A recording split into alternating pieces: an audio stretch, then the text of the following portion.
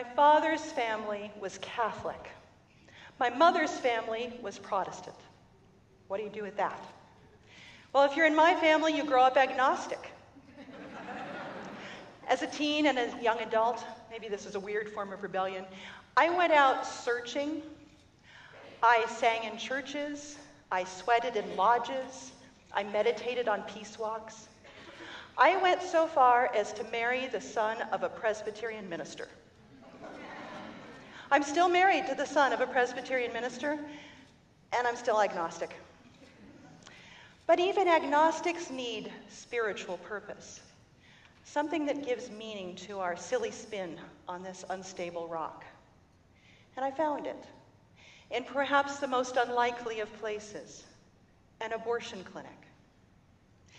I stumbled into the job as a counselor and medical assistant almost by accident. I had been working and starving as a freelance writer, and I needed a part-time job to support my writing habit. I confess, I applied more out of curiosity than conviction. I didn't know what to expect. What I found was the most remarkable community of compassionate women. The doctors, nurses, medical assistants, counselors, all came from various religious backgrounds, but they shared a common faith in the human spirit and trust in the individual to find her own way on her own path. Tolerance, as you might expect, is part of the job description, but that extended not just to patients, but to colleagues. I felt welcomed instantly. I felt guided when I bumbled and comforted when I struggled. Over the years, I attempted to give to others as I had received. That was our commitment to each other. My minister father-in-law would probably call that fellowship. For me, that was sisterhood. We had to support each other. The work is not easy. It will stretch you. It will test you. It will expose you to yourself. You can't get up in the morning and say, I know what today will be like, because you don't. Every woman is different, every story is different, every medical circumstance is different. The work asks you to stay awake, to be present. We were present with our patients from counseling session to recovery room. During the surgery itself, we would do our best to help her feel relaxed. We'd turn the lights down low. We'd play meditative music. As counselors, we are trained in relaxation techniques, and that could mean almost anything. If the woman wanted to chat, we'd chat. If she wanted a hand to hold, we offered a hand. If she wanted to go someplace in her imagination on a guided meditation, we would go wherever she wanted.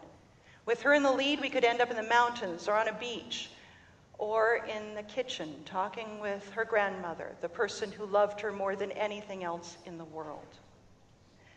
That was magical.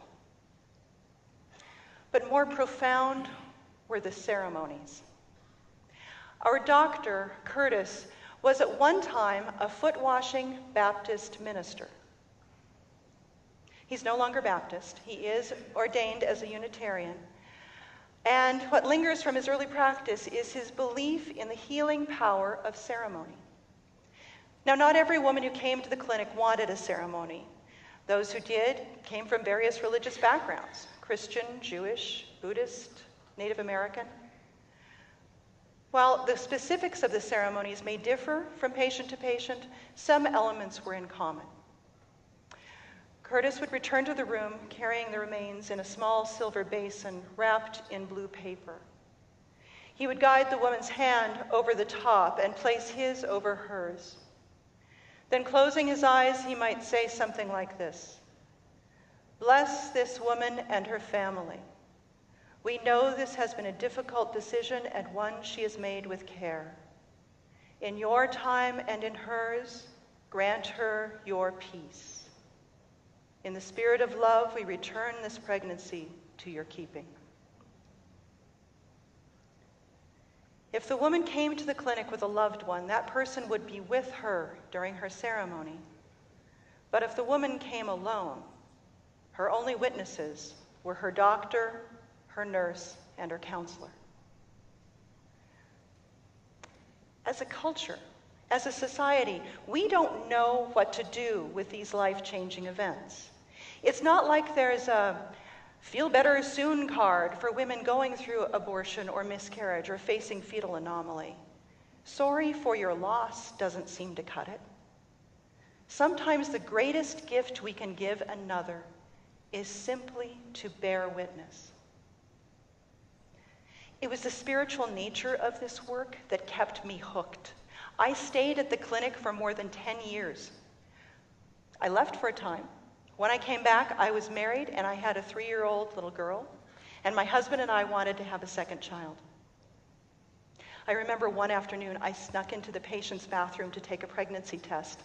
That's one of the perks of working at an abortion clinic. All the pregnancy tests you can take. I expected this one to be negative, as all the others had been negative, but this time, 2 blue lines showed up. I was pregnant. I was excited, and I had to pull it together. I had a patient waiting. I was clear. My patient was 16. I was 40. Her pregnancy was her pregnancy. My pregnancy was mine. But for 10 minutes, we walked on the same beach, felt the same waves lapping at our toes. My husband and I decided to wait before breaking the news because we knew the risks. According to the Mayo Clinic, a woman who's age 35 has about a 20% risk of miscarriage. A woman who's age 40 has about a 40% risk of miscarriage. We would wait to alert the media. But I had to tell Molly. Molly is our nurse practitioner. And on slow days, we would sneak into the ultrasound room to take a peek. At about 6 weeks, we saw the grub stage. At about 10 weeks, we saw the TEDxABQWomen stage. At about the time we should have seen the big-headed alien stage, Molly was quiet. I'm so sorry. I can't find cardiac activity. It may seem ironic. I worked at an abortion clinic for more than 10 years, and I never had an unintended pregnancy. I wanted my pregnancy, and I didn't have a choice. My only choice was between letting nature take its slow and miserable course or having a safe and simple 10-minute procedure, essentially a first trimester abortion. Only in my case, there was nothing to abort. I chose the procedure, and I chose to have a ceremony. Curtis, his wife, Glenna, and the nurse Molly waited for us after work one day. This time, I was the one on the surgery table. I was the one to receive the medication. Glenna turned down the lights and turned on the music for me. My husband stayed at my side. After surgery, Curtis came back to the room, again with the basin, wrapped in blue paper. He guided my hand onto the top. My husband's over mine. He covered ours with his like a blanket. Bless this woman and her family. Molly stood at my left, her hand on my shoulder. Glenna stood behind us, her hand on my back.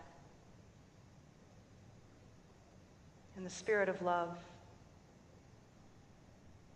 We love you, Molly, Glenna, and Curtis said in turns. Peace. I will be forever grateful for my private ceremony.